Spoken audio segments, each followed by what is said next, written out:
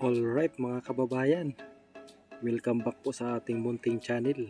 This is Banban Vlogs, isang OFW construction worker dito sa Saudi. Ang trabaho ko pala dito bilang isang OFW ay isang pipe fitter.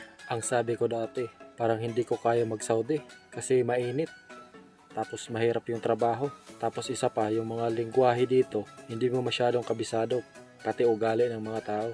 Pero no choice tayo, kaysa naman dyan tayo sa Pilipinas magtiyaga sa trabaho. Tapos, ang dami pang kaltas sa sweldo. SSS, Pag-ibig, PhilHealth.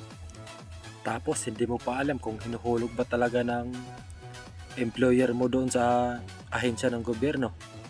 Yung mga benefits mo. Malaki talaga yung pinagkaiba ng trabaho dyan sa Pilipinas. Dito sa abroad, mga kababayan. Dyan sa Pilipinas, oo nga, medyo malaki-laki rin yung sahod ko dyan.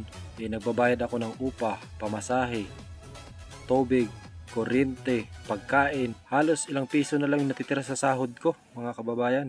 Kaya sabi ko, ang tagal-tagal ko na nagko-construction dito sa Maynila, wala pa rin talagang asenso. Kaya ayun, nag-decide ako mag-abroad. Nag-apply ako dyan sa Maynila. At ayun na nga, sa pag-apply natin, dito lang talaga tayo sinuwerte kay Saudi. Kaya ayun, sabi ko, i-grab ko na to. Makakuha lang ng experience. Kasi kailangan talaga pag nag-apply ka ng magagandang bansa, kailangan talaga yung may maganda kang experience dito sa abroad. Kaya sabi ko, laban na to. Dito sa Saudi, maipon mo talaga yung sahod mo, kababayan. Kasi wala kang babayaran dito na bahay, tubig, kuryente, pagkain, lahat libre. Ang tangi mo lang bibilhin ay yung mga personal na pangailangan mo. Tulad ng sabon, shampoo, toothpaste. Yun lang ang mababawa sa sahod mo. Pagdating naman sa sahuran dito, kompleto mo talaga yung matatanggap. Walang labis, walang kulang. Kaya makakapag-ipon ka talaga dito.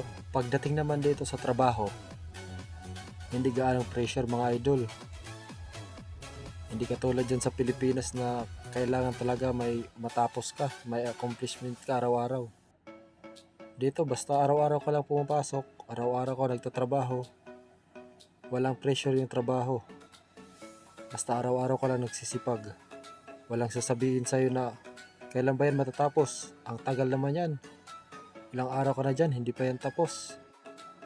Dito bilang isang pipe fitter, bibigyan ka lang ng isang area ng foreman mo. Sasabihin, oh, ito ang gagawin mo. Walang sasabihin niya kung kailan mo matatapos, ilang araw bago matapos. Basta trabaho ka lang ng trabaho. O diba? Tulad to sa akin, depende na lang yan sa'yo kung sipagan mo sa trabaho, bilisan mo sa trabaho. Hindi ko sinasabi na lahat ng sistema ng trabaho dito sa Saudi ay ganito. Hayahay. May iba ding mga company na medyo mahigpit. Mayroon naman hindi. Ito dito sa trabaho ko, masasabi kong hayahay. Kasi walang pressure. Masarap talaga magtrabaho pag walang pressure. Yung hawak mo yung oras mo.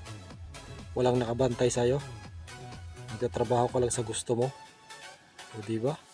Sa mga kapwa ko construction worker dyan, pipe fitter, mason o ano pa man, sabihin ko sa inyo, mag-abroad na kayo.